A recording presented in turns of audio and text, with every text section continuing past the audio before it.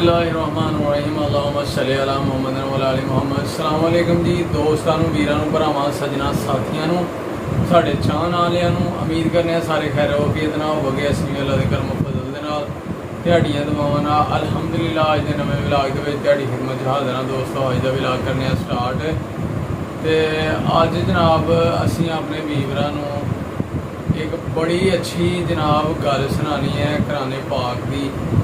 ठीक है दोस्तों, तो कुरान पाक दे विच एक वली दी शान दसी गई है कि वली दी कितनी शान है तो बंदा तसव्वुर नहीं कर सकता। ठीक है जी, तो जनाब सूरह नमल दे अंदर कुरान पाक दे अंदर सूरह नमल है जिहदे विच हज़रत सुलेमान अलैहिस्सलाम उन्हां दा जिक्र किया गया है, उन्हां दी उम्मत दे वली का जिक्र किया गया है।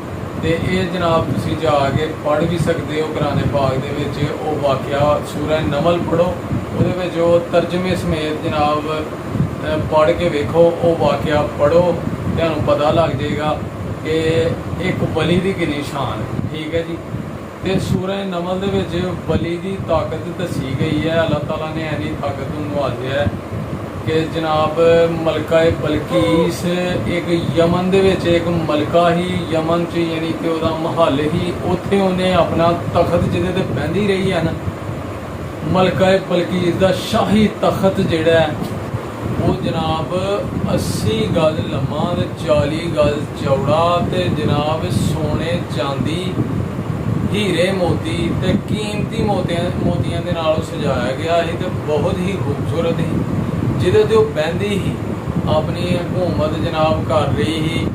ते वो जनाब यमन दे विच ते हज़रत सुलेमान अलैहिस्सलाम जिहड़े कि अल्लाह दे नबी हन, एक जलीलुल कदर अंबिया दे विच जनाब उन्हां दा शुमार हुंदा है।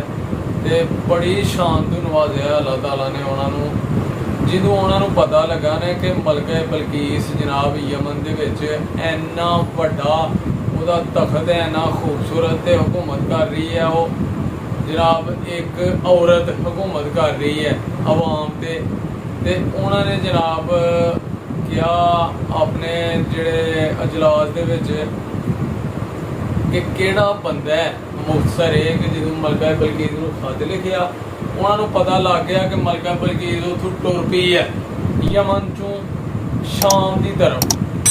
हज़रत सुलेमान अलैहिस्सलाम शाम च बैठे दे हैं जनाब अपने तखत ते वो जो मलका बलकीस यमन तो टुर पई है ना, तो उन्होंने पता लग गया, उन्होंने दिल च ख्वाहिश जागी कि वो जो तखत है मलका बलकीस का, मलका बलकीस के इत्थे पहुँचन तो पहला वो तख्त वो जोड़ा ना वो साढ़े दरबार च होना चाहिए। तो उन्होंने ख्वाहिश की, ख्वाहिश का इजहार किया, तो फिर उन्होंने उम्मत के विचों एक वड्डा जिहा जिन जनाब उठिया, तो उन्हें उठ के कहा कि हजूर मैं वो तख्त लैके आवांगा। तो उन्होंने कहा जी कितनी देर च लैके आएंगे।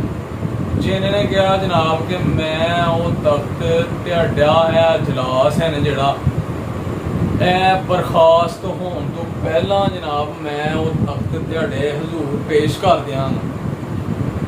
हज़रत सुलेमान अलैहिस्सलाम ने कहा कि यार इहदे तो जल्दी चाहिए। जो उन्होंने इन्नी गल की जिन की गल सुन के फिर उन्होंने कहा ने कि इहदे तो भी जल्दी चाहिए।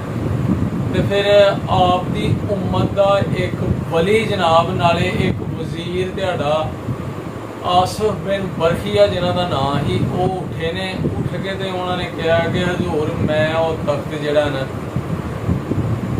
अख झमकन तो पहला जनाब तुहाडे दरबार च हाजिर करांगा इंशाअल्लाह अल्लाह के करमो फजल दे नाल। ते अल्लाह ताला ने उन्होंने इन्नी ताकत दी थी, तो उन्होंने जनाब वही गल हुई अख झमकन तो पहला जनाब वो तख्त जड़ा उन्होंने हज़रत सुलेमान अलैहिस्सलाम के दरबार च हाजिर कर दिता। वो जो दरबार च हाजिर होया ना, तो हज़रत सुलेमान अलैहिस्सलाम ने वेख के ते उन्होंने कहा जी कि ए मेरे अल्लाह का फजल है कि जिहड़ा है तख्त जनाब आ गया ना साडे दरबार च। वेख लो हज़रत सुलेमान अलैहिस्सलाम उन्हां दे वली, उन्हां दी उम्मत दे वली दी इन्नी ताकत है कि ओहदा असीं तसव्वुर नहीं कर सकते। ठीक है जी, कि इन्नी ताकत यार कि अख झमकन तो पहला एक 80 गज लम्मा 40 गज चौड़ा इन्ना वड्डा तख्त ते सोने चांदी हीरे मोतियां दे नाल जनाब सजिया दा, ते किन्ना वजन होएगा ओहदा। ते उन्होंने ते किन्नी दूर शाम तो जनाब यमन दा सफर जिहड़ा, लेकिन वो अल्लाह दे वली ने अख झमकन तो पहला जनाब तख्त जिहड़ा ना हज़रत सुलेमान अलैहिस्सलाम दी बारगाह च हाज़र कर दिता।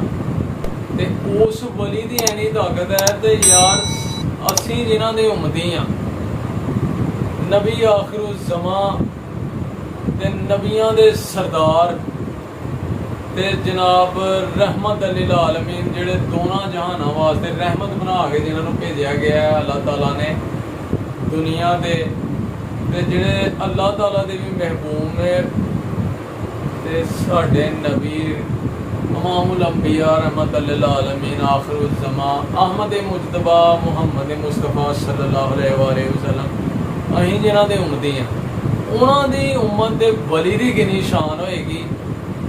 बंदा उस वली दे ताकत दा तसव्वुर नहीं कर सकदा, अंदाज़ा नहीं कर सकदा।